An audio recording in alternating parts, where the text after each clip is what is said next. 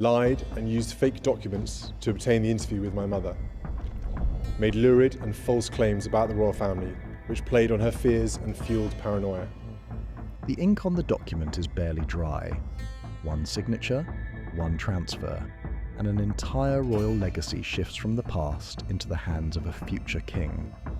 Prince William, Prince of Wales, formally takes control of a private estate once held personally by Queen Elizabeth II. No press conference announces it. No cameras capture the moment. The transition happens the way most real power moves happen inside the British monarchy. Quietly, deliberately, and without asking for approval from the people it affects most. But here is what no headline explains. This is not a routine inheritance. According to reports circulating across the British press, the estate carries more than financial value. It carries decades of personal history. It carries the private imprint of a queen who protected it for over 70 years. And it carries a message that not every member of the royal household is ready to accept. Because when a future king claims something that once belonged to the longest reigning monarch in British history, it is never just about property. It is about position. It is about who the institution trusts to carry its future forward. And it is about who gets left standing outside that decision with nothing but silence as an answer. Now, before this story goes any further, I want to hear directly from you. Hi viewers, if you could inherit one single thing from someone you deeply admire, not money, not fame, just one meaningful thing, what would it be? Drop your answer in the comments right now, because this story is not really about a building or a piece of land. It is about what gets passed down when the person who held everything together is gone. It is about the weight that arrives with inheritance, the expectations nobody speaks out loud, and the people who believed they still held a rightful seat at the table, only to discover that the chairs had already been rearranged without a single announcement. The real question was never who received the estate. It was who fully expected to benefit from it, and did not. The estate has a name. It has walls. It has grounds that stretch across the English countryside like a painting frozen in time. But what it holds cannot be measured in acres or appraisals. According to public records and reporting from British heritage organisations, the late Queen Elizabeth II maintained private ownership of certain estates that existed entirely outside the Crown estate. That distinction changes everything. The Crown estate belongs to the reigning monarch in right of the Crown. Its annual profits, hundreds of millions of pounds, flow directly into the Treasury under parliamentary oversight and public scrutiny. But private royal estates operate under a completely different set of rules. They are personal property. They can be inherited, restructured, or reassigned based on the wishes of the sovereign. No parliamentary vote, no public consultation, just a decision made inside the institution, executed with a precision the outside world rarely notices until the consequences land. And this is where the story stops being about real estate and starts being about power. Royal commentators have long observed that the emotional value of these private holdings often exceeds their market worth. These are not entries on a financial ledger. They are the places where private family moments unfolded away from cameras, where the late Queen walked her dogs, reviewed her papers, and lived the version of her life that no public audience was ever invited to see. They represent continuity, a living thread connecting one generation of the monarchy to the next. So when Prince William's name replaces the previous ownership record, the weight of that change extends far beyond paperwork. It is a declaration about direction, and for those who had grown comfortable with the arrangements under Queen Elizabeth, it arrives like a cold wind through an open door. Some analysts call this routine, standard succession planning, the natural next step in preparing the heir for kingship. But if it is purely routine, why does it generate headlines? Why do certain family names suddenly appear in press commentary about who benefits and who loses when royal assets change hands? And why does the conversation keep circling back to one name that the palace clearly prefers not to discuss? The building is not the story. The people connected to it are, and one family in particular finds itself standing in a monarchy that is being reshaped without their voice in the room. Prince William does not flinch. He does not hesitate. And according to every public appearance since September 2022, he does not look back.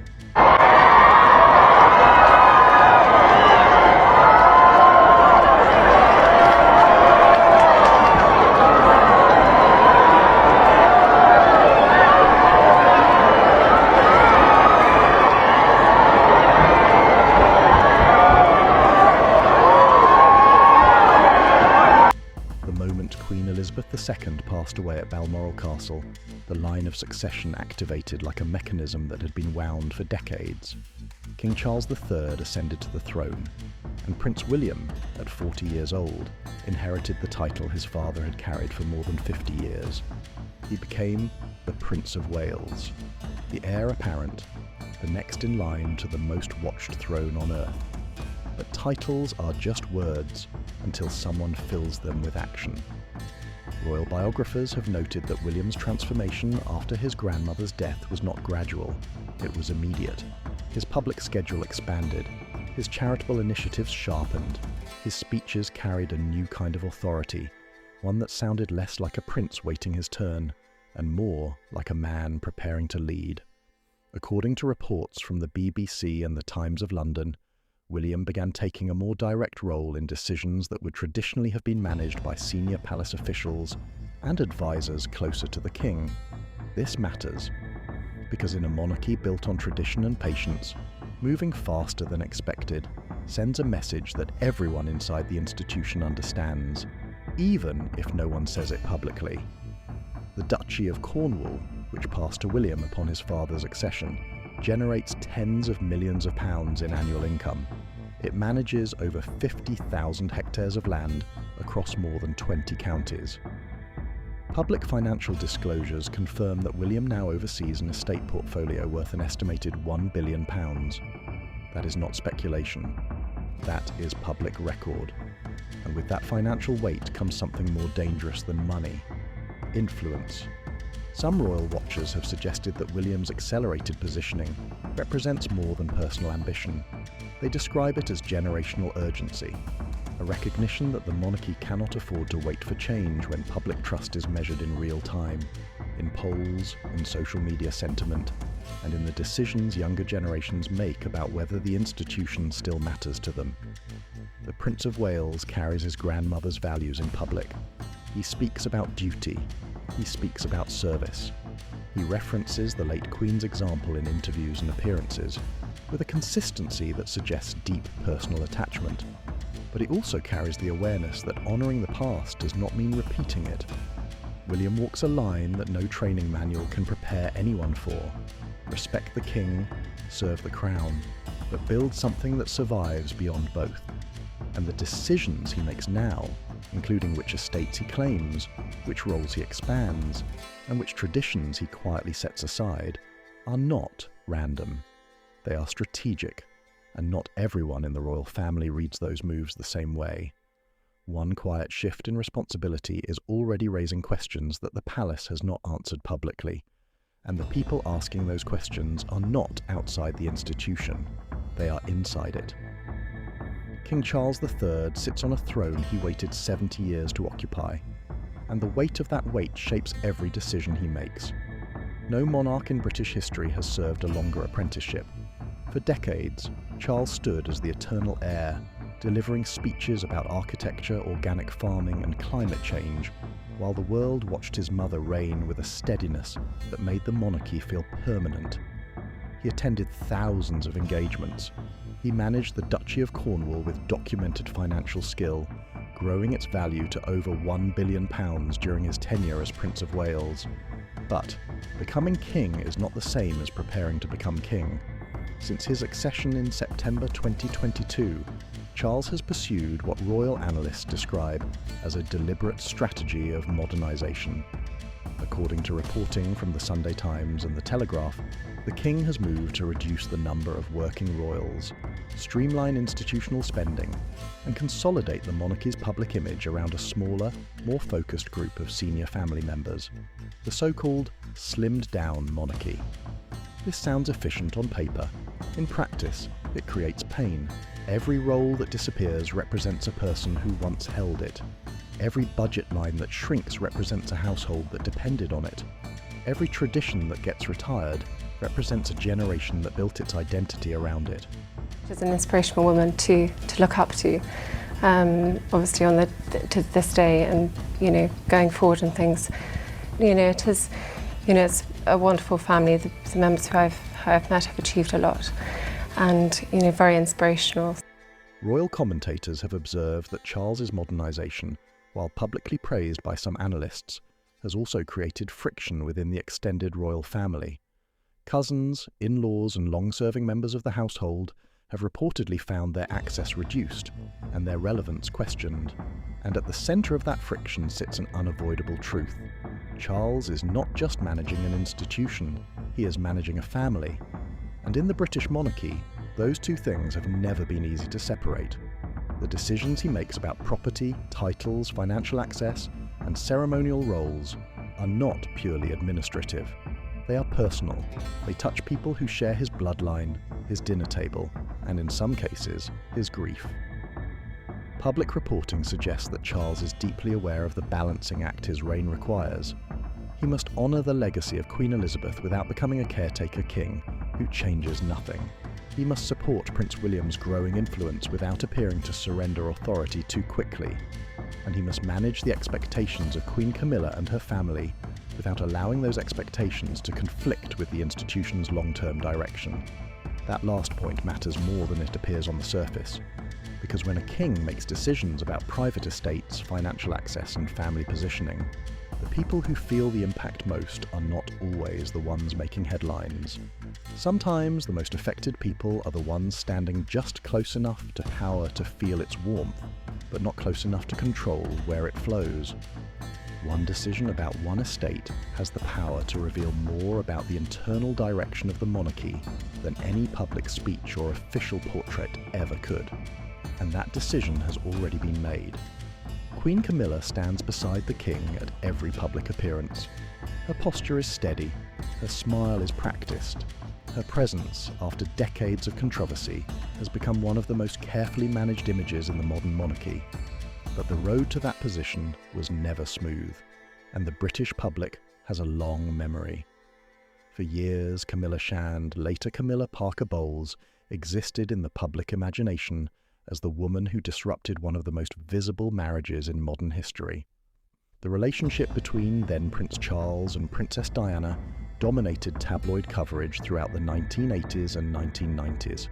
Camilla's role in that story, documented extensively through authorised biographies, television interviews and palace-confirmed timelines, made her one of the most polarising figures in British royal history. That was then.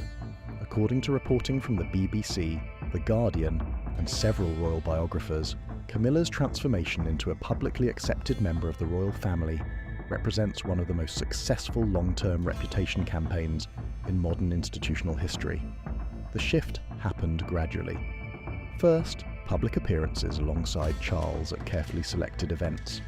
Then official recognition as the Duchess of Cornwall, following their 2005 marriage. And finally, in February 2022, Queen Elizabeth herself publicly expressed her wish that Camilla be known as Queen Consort when the time came. That endorsement from the late Queen changed everything.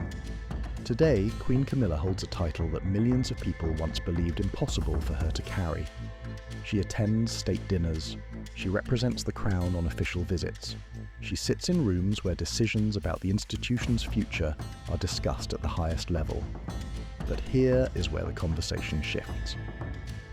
Royal commentators have suggested that Camilla's family, the Shand family, and her children from her first marriage, Tom Parker Bowles and Laura Lopes, occupy a unique position within the broader royal ecosystem. They are connected to the Queen Consort. They attend royal events.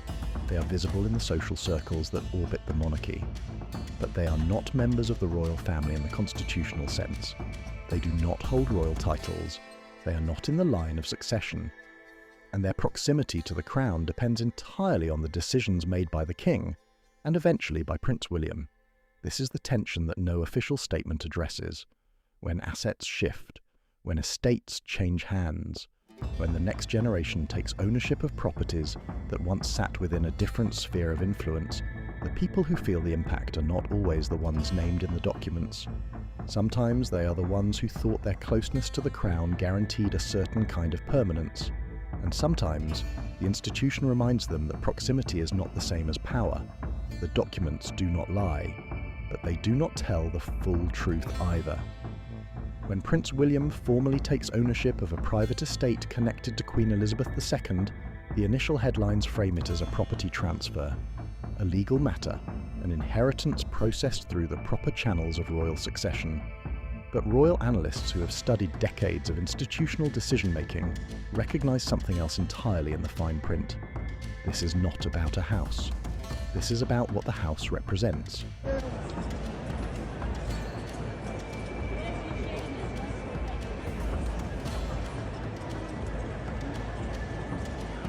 According to public reporting from The Times, The Telegraph and several established royal correspondents, the management and distribution of Queen Elizabeth's private assets after her death in September 2022 follows a carefully structured plan.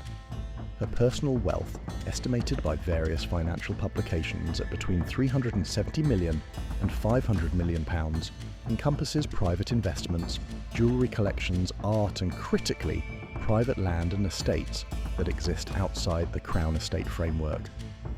The distinction between Crown property and private royal property is not academic. It is the difference between assets that serve the nation and assets that serve the family. And when those private assets begin moving from one generation to the next, the decisions about who receives what carry a weight that extends far beyond money. Here is where the story shifts from property to power. Prince William's claim is not contested legally. His position as heir apparent places him at the front of any succession conversation. But the act of formalising that claim, of putting his name where his grandmother's name once stood, sends a signal through every corridor of the monarchy. It says the future is arriving. It says the next generation is not waiting to be handed authority. It is reaching for it. And that signal does not land the same way for everyone. Royal commentators have suggested that Camilla's extended family, while never holding formal claims to royal assets, had grown accustomed to a certain level of access and proximity during the years when Charles was heir and Camilla's position was being carefully established. The shanned family connections, the social invitations, the quiet inclusion in gatherings where influence is exchanged without ever being named. None of that is guaranteed when the next generation begins drawing new lines. This is what the midpoint of this story reveals. The headline about an estate is actually a headline about transition, about a monarchy deciding in real time who carries its future and who gets left standing in the chapter that just ended. The estate is the symbol. The real currency is position, access, relevance. And when those things shift, the people who lose them rarely see it coming. The change does not arrive with a confrontation or a public announcement. It arrives in paperwork, in quiet meetings, in decisions made by people who understand that the most powerful moves in the British monarchy are the ones that never make the evening news. Think about that for a moment. The most consequential transfers of power inside the royal institution do not happen on balconies or in throne rooms. They happen in solicitors' offices, in the careful, deliberate rearrangement of names on documents that most of the public will never read. Prince William understands this. King Charles understands this. And the people standing on the edges of this transition are beginning to understand it too. The question is no longer whether the estate has changed hands. That is already settled. The question is what that change costs the people who believed their place in this institution was permanent, and whether the monarchy even owes them an explanation. The old photographs still hang on the walls. The furniture sits where it was placed decades ago. The gardens bloom in the same patterns the late Queen once approved each spring. But the person who gave those details meaning is gone, and with her, an entire way of operating inside the monarchy disappears one decision at a time. This is the cost that no financial report measures. According to royal historians and public commentary from long-serving palace correspondents, the transition following Queen Elizabeth's death represents more than a change in leadership. It represents a cultural shift within the institution itself. The rhythms that defined the monarchy for 70 years, the schedules, the expectations, the unwritten rules about who attends what and who sits where, all of it enters a period of quiet revision. And revision always leaves someone behind. The slimmed-down monarchy that King Charles III has publicly pursued means fewer working royals, fewer official engagements spread across fewer names, fewer households receiving financial support from the sovereign grant. On paper, this looks like efficiency. In practice, it feels like erasure to the people whose roles are disappearing. Consider what this means in human terms. A cousin who once represented the Crown at public events now receives no invitation. A household that operated with a full staff for decades now runs with a fraction of that support. A family member who once walked into a palace function as a recognised participant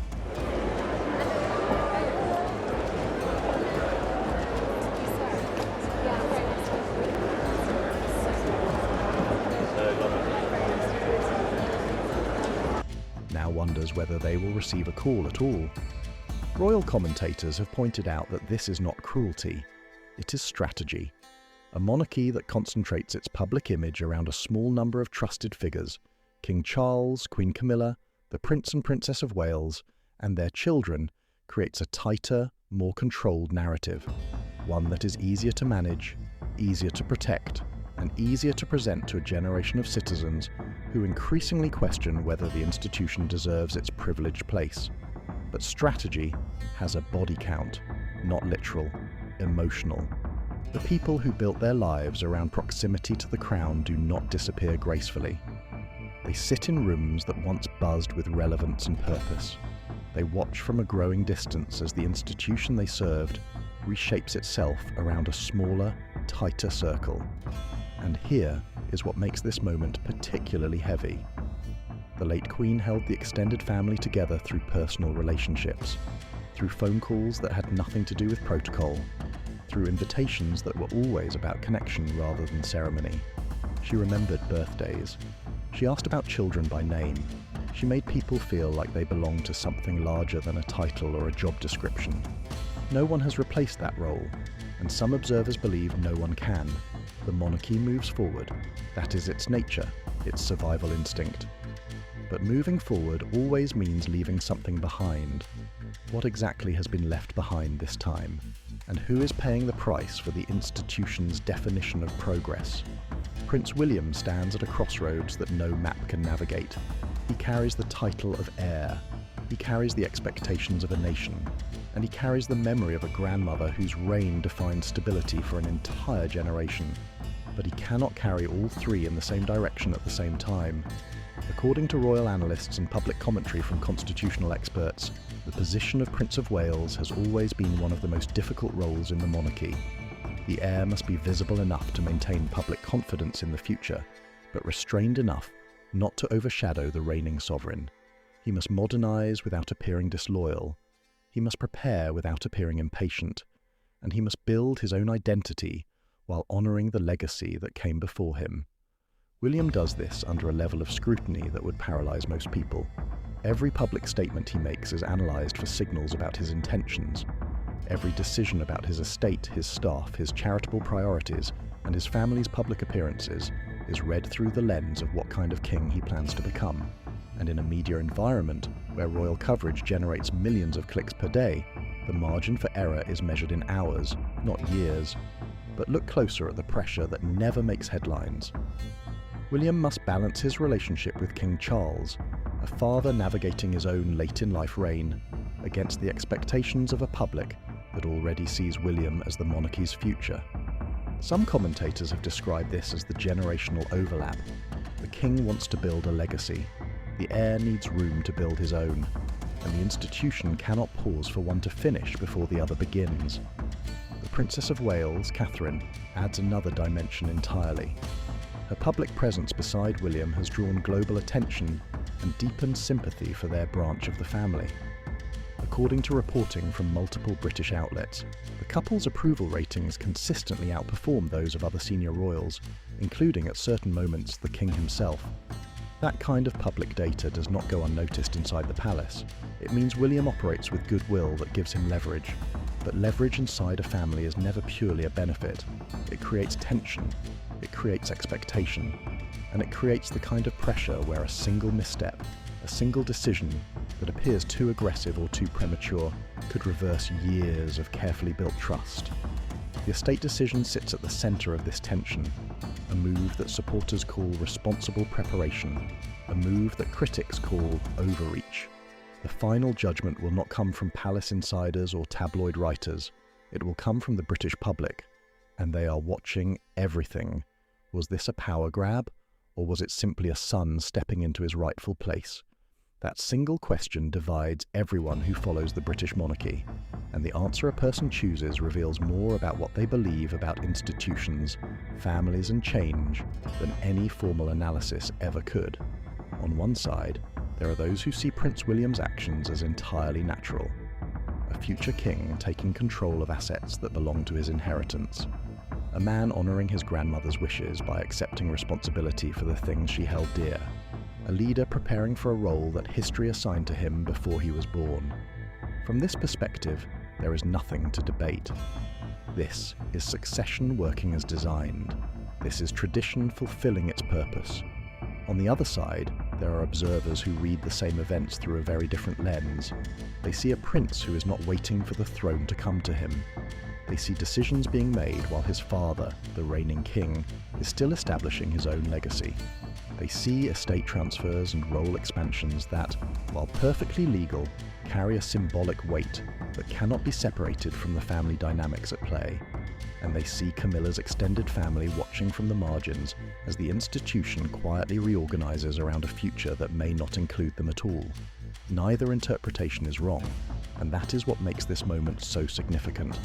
The British monarchy has survived for over 1,000 years not because it avoids tension, but because it manages tension. It absorbs disagreements, it processes change slowly, and it allows each generation to believe that the transition happening before them is natural, orderly, and fair. But is it? Royal biographers have long debated whether succession in the British monarchy is ever truly smooth. Behind every orderly transition, there are conversations the public never hears, compromises that go unreported, and losses that are never acknowledged publicly. The transfer of Queen Elizabeth's private estate to Prince William is, on its face, a legal and administrative event. But it arrives at a moment when the monarchy is already under pressure, when public trust is being tested by questions about relevance, cost, and transparency, when every decision made inside the institution is read as a signal about its future direction. So, what was this really? A responsible act of generational planning? A quiet assertion of authority by a prince who knows his time approaches? Or something that lives in the space where duty and ambition share the same room and no one can tell where one ends and the other begins? The answer depends on who you ask. And inside the palace, not everyone is being asked. The estate still stands. The walls hold memories that no signature can erase. But the name on the document is different now. And in the British monarchy, that is never just paperwork. It is a statement about endings, about the forward motion of an institution that has outlived every person who has ever served it. Queen Elizabeth II is gone. The woman who held the monarchy together through decades of transformation left behind more than property. She left behind a standard. And the question that defines this era is whether anyone alive can meet it. King Charles III carries the crown with the seriousness of a man who waited a lifetime to wear it. Queen Camilla stands beside him, with the composure of someone who earned her place through decades of endurance. And Prince William, Prince of Wales, moves forward with the quiet discipline of a man who knows that every choice he makes today will be measured by those who come after him. The estate was never the story. It was the doorway into something much larger. The real story is about what every generation inherits and what it must eventually reshape. About the distance between standing near power and holding it. About who remains and who fades as the institution moves on. In the end, this was never only about a royal estate. It was about what happens when history places the future in someone else's hands. If this story changed how you see the monarchy, subscribe to this channel and turn on the notification bell so you never miss the next chapter. Share your thoughts in the comments and share this with someone who believes that history and the choices we make still matter. Your voice inspires others. And that is why we tell these stories.